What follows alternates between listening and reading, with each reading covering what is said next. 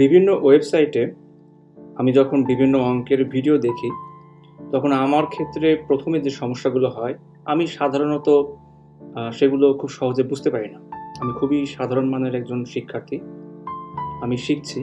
তো এই চ্যানেলের মাধ্যমে আমি চেষ্টা করব, যেগুলো আমি অনেক কষ্ট করে বুঝেছি, সেগুলো আপনাদের মাঝে ছড়িয়ে দেওয়ার জন্য। আর শুধুমাত্র এখানে আমরা যে শুধু অঙ্ক করব তা না। আমরা এখানে মেডিটেশন করব, আমরা এখানে ফান করব এবং আমরা চেষ্টা করব যে আমরা কম শিখব, লার্ন মিনিমাম, বাট আমরা আন্ডারস্ট্যান্ড করব বেটার।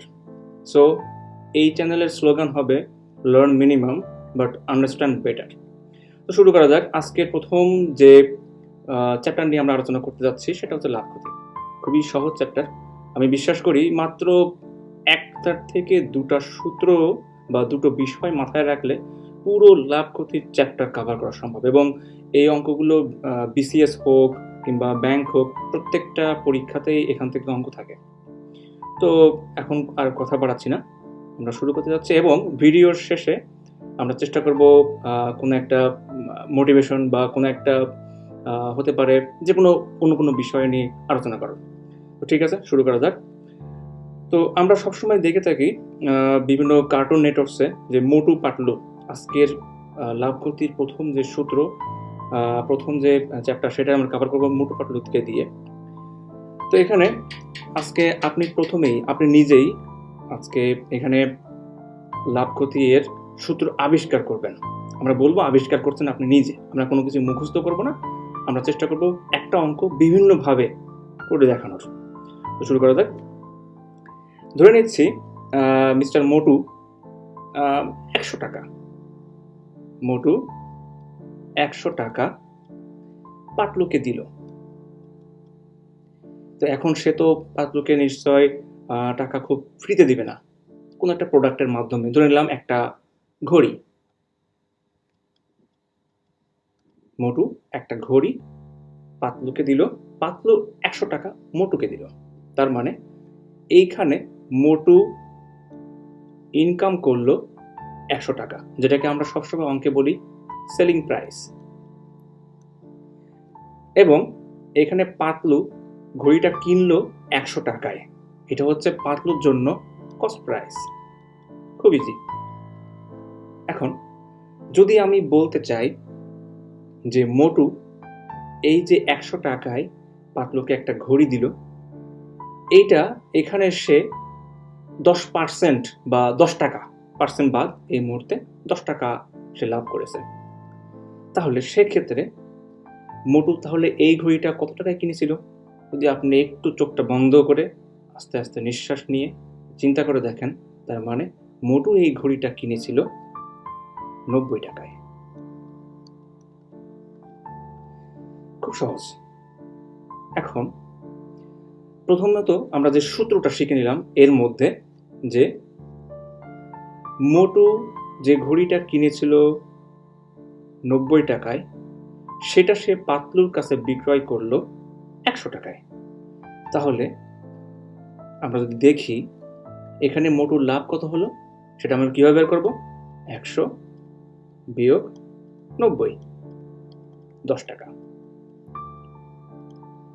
তার মানে আমরা প্রথম যে সূত্র আবিষ্কার করলাম সেই সূত্র হচ্ছে, এটা হচ্ছে মোটুর সেলিং প্রাইস আর এটা হচ্ছে মোটুর কস্ট প্রাইস, আর এটা হচ্ছে মোটুর লাভ, সেটা হতে পারে গেইন। তাহলে যদি সূত্র আমি দিই কখনো যে সেলিং প্রাইস থেকে যদি আমি কস্ট প্রাইস বিয়োগ করে দিই, তাহলে আমি পাবো গেইন। আমরা বীজগাণিতিক নিয়মে কি জানি, যদি আমি এটা টেনে এই পাশে নিয়ে যাই, তাহলে কি হবে যে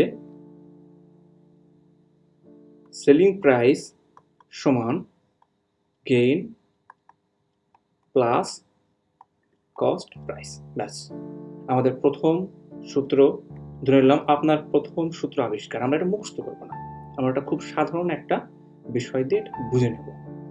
ওকে, ক্লিয়ার? আমার বিশ্বাস ক্লিয়ার। যদি না হয় জাস্ট আপনি ভিডিওটা আরেকটু রিমাইন্ড করে একবার চেক করে নেবেন।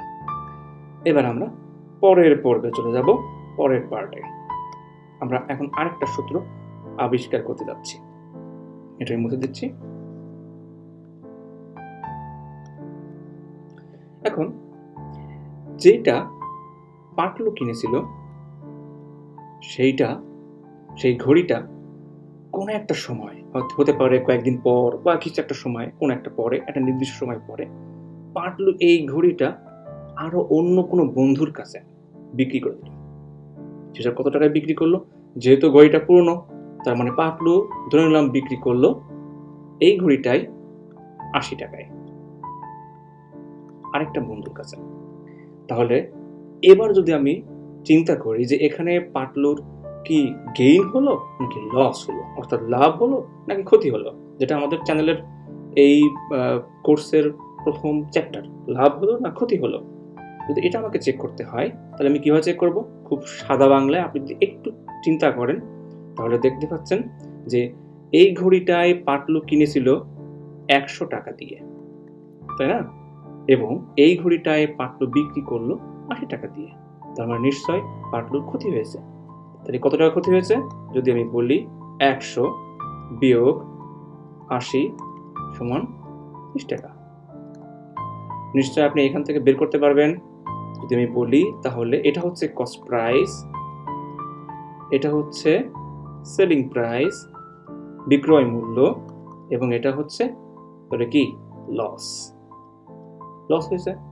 তার মানে আমি যদি সূত্র লিখি, দ্বিতীয় সূত্র আপনি যদি আবিষ্কার করে ফেলেন এখনই, যে যদি আমরা কস্ট প্রাইস থেকে সেলিং প্রাইস বাদ দেই তাহলে আমরা অবশ্যই লস পাবো।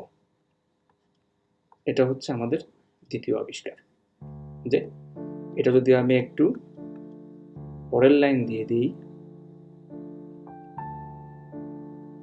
Cost price equal loss plus selling price, 3 number সূত্র। তার মানে লস যদি হয়, সেই লসের সাথে যদি আমি বিক্রয় মূল্য সেলিং প্রাইস যোগ করি, আমার কস্ট প্রাইসটা পেয়ে যাব। ব্যাস, এই দুটো সূত্র আমাদের পুরো লাভ ক্ষতি চ্যাপ্টার কভার করে ফেলবে। একটু পরে আমরা 3-4টা অঙ্কও করে ফেলবো। তো বন্ধুরা, আমরা একটু আগেই শিখে ফেললাম লাভ ক্ষতির দুটো গুরুত্বপূর্ণ সূত্র। প্রথম সূত্র কি শিখলাম? যে যদি আমার কোনো কিছুতে গেইন হয়, লাভ হয়, তাহলে সেক্ষেত্রে কি সূত্র হবে? কস্ট প্রাইস ক্রয় মূল্যের সাথে যে লাভটা যদি আমি যোগ করে দিই, আমার গেইন, সেটা হবে বিক্রয় মূল্য, সেলিং প্রাইস। তেমনি ভাবে যদি আমার লস হয় তাহলে সেক্ষেত্রে কি হবে?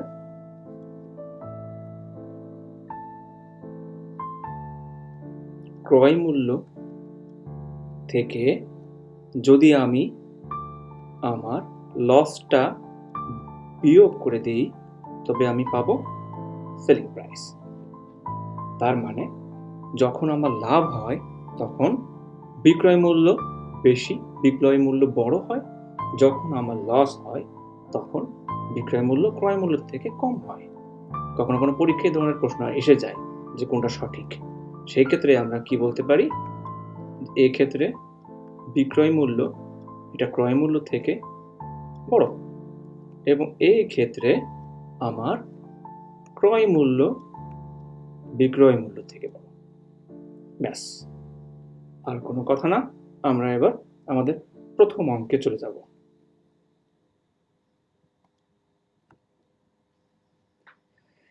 আমাদের প্রথম অঙ্ক, আমরা চেষ্টা করব সবসময় আমাদের অঙ্কগুলো ইংরেজিতে করার, কারণ যখন পরীক্ষাতে, চাকরির পরীক্ষাতে নর্মালি আমরা অঙ্ক দেখতে পাই ইংরেজিতে।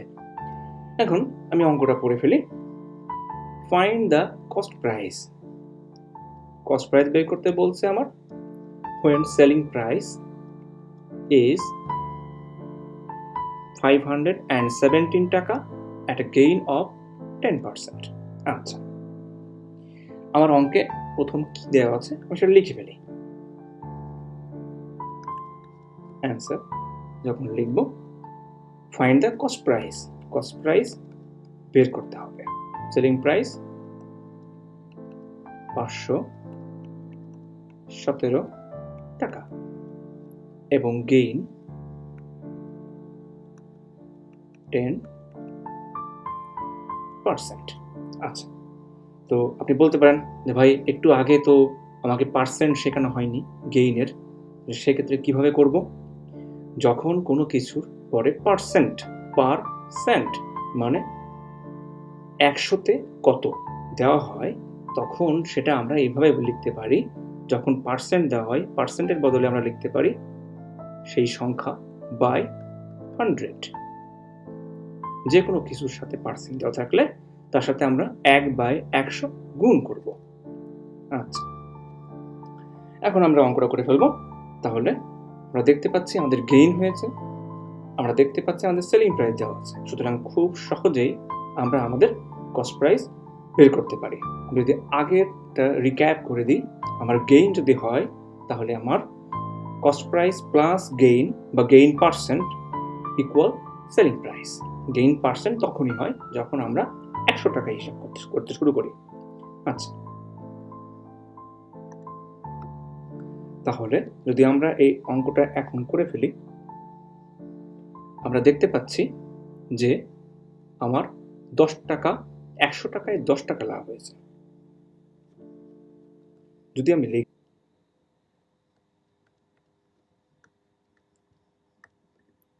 in 100 টাকা my gain is 10 টাকা। এখন আমরা দেখেছিলাম যে যদি আমি আমার কস্ট প্রাইসের সাথে যদি আমি গেইন যোগ করি, সেক্ষেত্রে আমি পাই সেলিং প্রাইস। যদি আমার 100 টাকায় 10 টাকা লাভ হয়, তাহলে এইটার মাধ্যমে আমার কত টাকা ইনকাম হয়েছে, টোটাল কত টাকা পেয়েছি আমি? 100 যোগ 10 সমান 110 টাকা। ব্যাস। এখন যখন আমার বিক্রয় মূল্য 10% লাভে যখন আমার বিক্রয় মূল্য 110 টাকা হয়, তখন ক্রয় মূল্য কত? 100 টাকা। সুতরাং আমি যদি লিখি if my selling price is 110 টাকা, then my cost price is 100 টাকা। ব্যাস। যদি আমার সেলিং প্রাইস হয় 110 টাকা, তখন আমার কস্ট প্রাইস 100 টাকা। যদি আমার সেলিং প্রাইস হয় 1 টাকা, তাহলে কি হবে আমরা সবাই জানি, এটা নিচে চলে যাবে, 100/110 টাকা। এখন আমার প্রশ্নে দেওয়া ছিল আমার সেলিং প্রাইস কত? 517 টাকা। তাহলে যদি আমার সেলিং প্রাইস যদি হয় 517 টাকা, তাহলে আমার কস্ট প্রাইস কত হবে? 100 গুণ 517 ভাগ 110। যদি আমি ক্যালকুলেশন করে ফেলি, তাহলে আমার উত্তর চলে আসবে এবং আমি উত্তরটা পাবো, আপনারা ক্যালকুলেশন করে নিতে পারেন, খুবই ছোট ক্যালকুলেশন। উত্তরটা পাবো 470 টাকা। এটাই আমার উত্তর। ব্যাস। তাহলে যদি আমরা রিক্যাপ করে ফেলি, এটা খুব ছোট্ট অঙ্ক, কিন্তু বেসমেন্ট করার জন্য এই ধরনের অঙ্ক আপনার শিখে রাখা উচিত।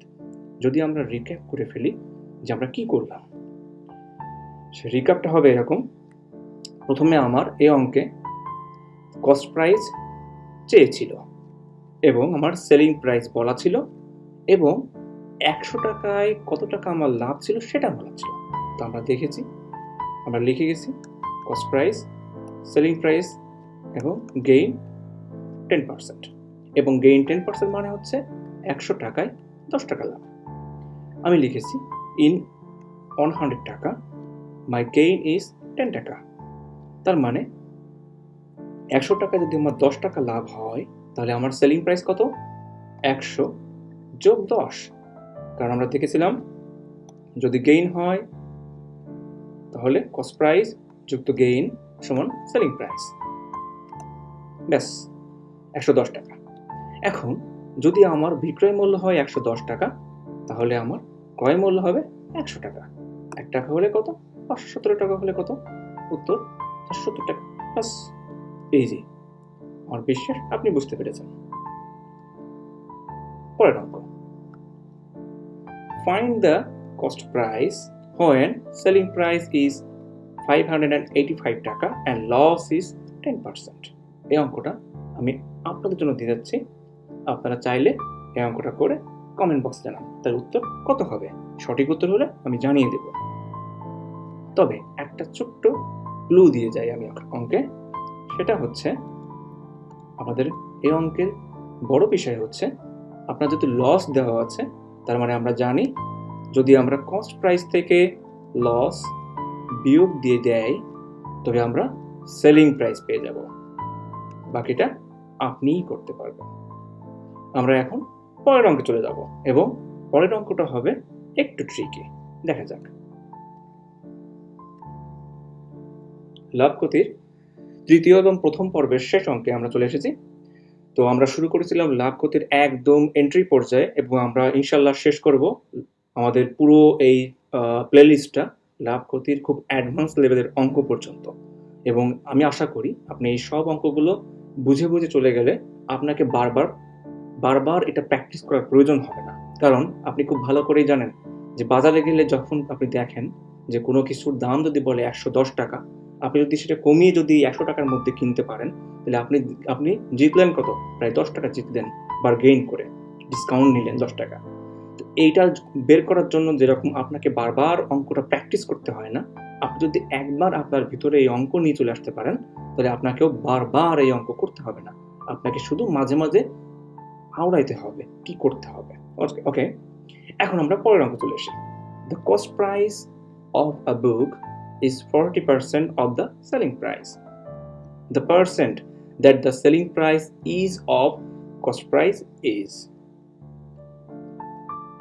অঙ্কটা একটু ট্রিকি। কেন ট্রিকি এটা আপনি অলরেডি বুঝতে পারছেন। আমার মনে হয় অঙ্কটা ট্রিকি শুধুমাত্র এইটুকু পার্টের জন্য। আমরা এখন এই অঙ্কটার সমাধান করব।